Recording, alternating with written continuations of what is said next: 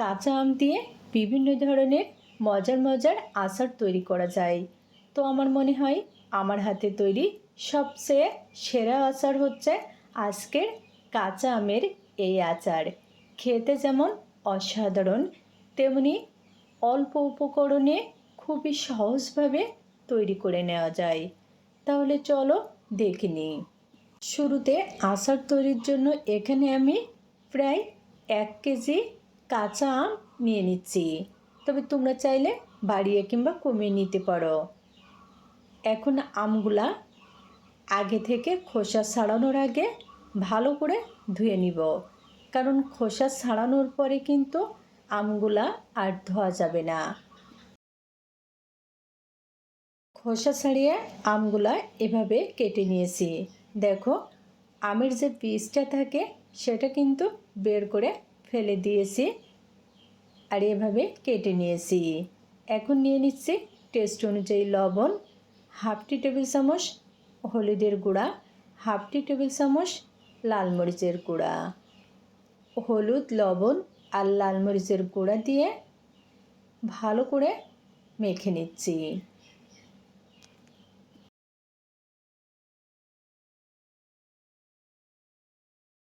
মাখিয়ে নেওয়া হয়ে গেছে। এখন একটা ছড়ানো পাত্রে নিয়ে নিচ্ছে রোদে দেওয়ার জন্য।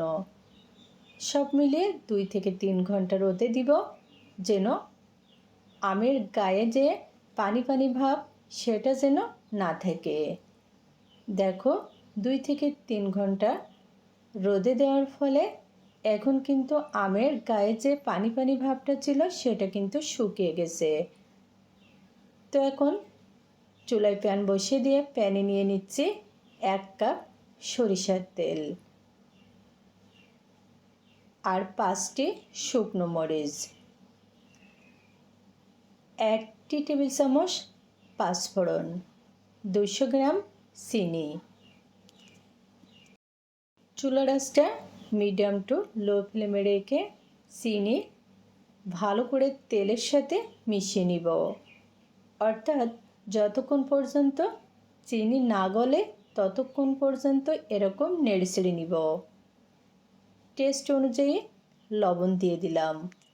বেশ কিছুক্ষণ নেড়েচেড়ে নেওয়ার ফলে চিনি কিন্তু গলে গেছে। এখন আমগুলা এর ভিতরে নিয়ে নিচ্ছি।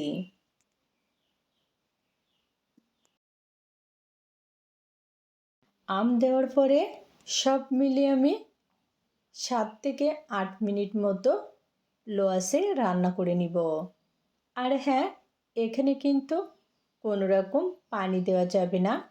এরকম লো আঁচে যখন নাড়াচাড়া করতে থাকবে তখন দেখবে যে আম থেকে এবং চিনি থেকে যে পানি বের হবে, এতেই কিন্তু আম প্রায় সিদ্ধ হয়ে যাবে।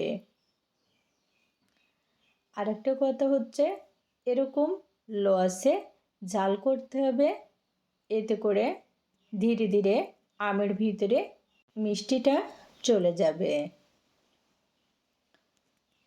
প্রায় 6 থেকে 7 মিনিট জাল করার পরে এখন আমি চেক করে নিয়েছি, আম কিন্তু প্রায় 80% মতো সিদ্ধ হয়ে গেছে।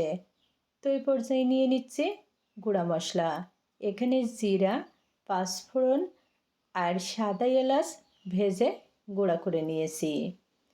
এতে করে এই মশলাটা দিলে আচারের কিন্তু খুবই সুন্দর একটা সুঘ্রাণ বের হবে।